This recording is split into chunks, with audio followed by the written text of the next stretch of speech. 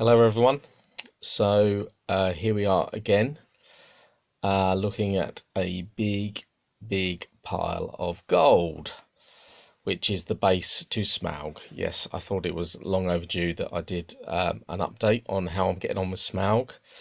It's been a bit of a mission. I can't really remember when I did the last video, sort of saying I was going to start him. I think that's got to be at least 4 or 5 weeks ago.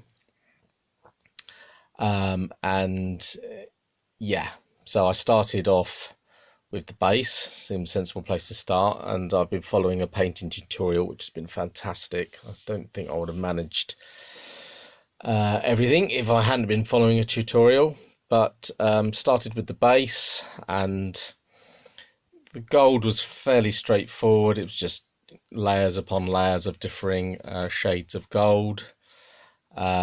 A lot of dry brushing, a lot of washing, dry brushing again, washing again. Got the treasure chests, some nice detail there, some shields and various other goblets and precious gems. So yeah, I was really happy with that, but actually took me, that bit wasn't so long, but then over here, the green marbling, I'm hoping that the marbling, sort of the veins of marble are coming out there. I think they are. Yeah, it was really good. I've seen lots of Smaugs over the last few years, and most of them, or a lot of them, do it sort of grey stone, which is fairly straightforward to do. But this painting tutorial had a technique for doing the actual green marble that you see in the movies, and yeah, I'm really happy with it. I followed it to the letter. Don't think it came out as well as the guy who was doing the tutorial. I was a little bit cautious with the marbling effect because I didn't want it to look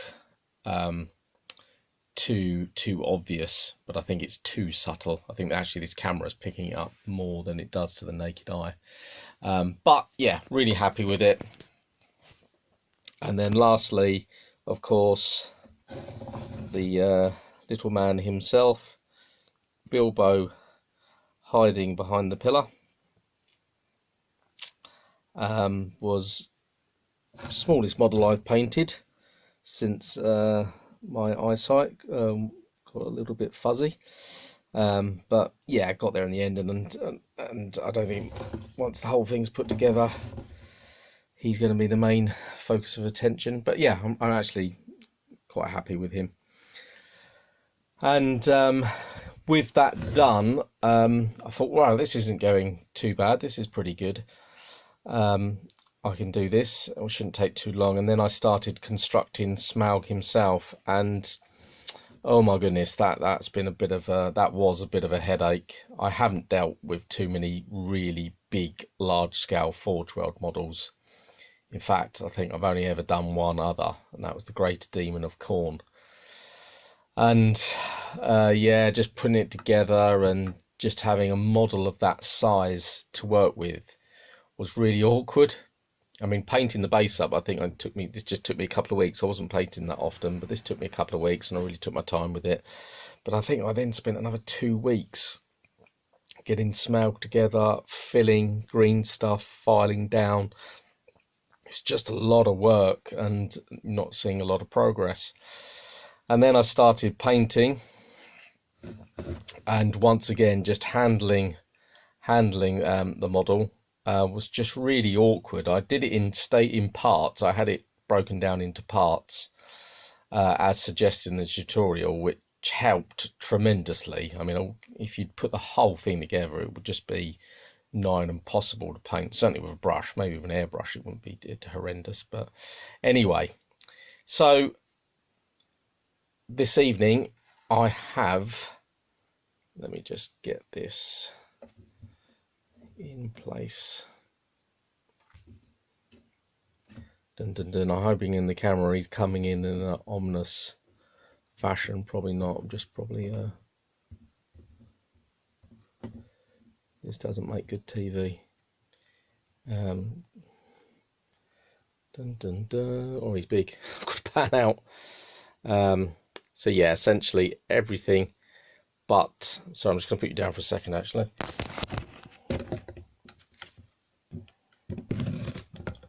I am still here. There we go. So basically I finished the whole thing other than the wings. But I say that, the wings are actually a massive part of the model. They're on that top shelf. I should have got them down in preparation of this video. But let's do a little panning of the body. And yeah, following the tutorial, what has been fantastic and I really liked is that is mostly all browns. It's not, I mean, if you watch the movie, he is reddish in tinge, and this is what this painting guide has achieved in my mind, is that it starts with a dark, really dark brown, a rhinox hide, and then see if we can get his eye in. I'm not going to focus on it, it's too dark. Yeah, it starts with really dark brown, it goes up to lighter brown, to eventually you get to a stage where you then do a Caribou crimson wash, which is the actually only red that you use. And then once the Caribou crimson wash is dried, you then go into sort of what you would consider fleshy tones. But overall, it gives a really lovely dark red feel, and there's so much texture and there's so much detail on this model. And you've got the harder areas of scales, sort of you sort of leave the rhinox hide, and then contrasting that with the gold of the treasure hoard. This tail is in 3 parts. So I did those separately, and then with the model entirely painted, I then glued on and had to do green stuff in the gaps and then repaint over the green stuff. The tail actually comes round all the way, sort of, you know, length again of the base. It curves round, it comes round, and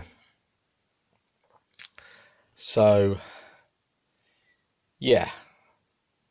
So moving on to the wing, I'm gonna glue this guy to this now. He's pretty much done. Yeah, no, he is done. He's done. This is all done. There's nothing left to do. I'm going to glue him on there, then park him to one side, and then I can work on the wings separately. So as happy as I am with this result so far, I am really over the moon. Fantastic. I'm really grateful to whoever wrote that tutorial. But the wings are actually, you know, kind of like that. So if I don't get these right, it doesn't really matter what I've achieved with this, because certainly looking at it from this side, which is the side you'd have it on display because it's got Bilbo there, and you know, you're really going to just see this wing in this whole space here. So I've got to and it uses a slightly different technique. So yeah, I'm going to glue him there. It's super glue. I don't think I need to pin these feet. I'm going to try, because once the wings are on, because he's actually like a wyvern with hands at the end of his wings, and these will glue onto these top pillars. So I think super glue here, super glue the other side, and then super glue where the wings also connect. I think he will be, although it's a heavy model, I think that will be solid enough. In fact, I haven't actually pinned anything, which is a testament to 412 design on this. Each connection has had a big square bit of resin on the end of it that slots into a hole, so it's almost pinned, already comes pre-pinned, if that makes sense. I'm not sure I'm going to be brave enough to turn him around to get you another angle, but I'll do one other, so you can see some really lovely texture there, and I'm just so pleased with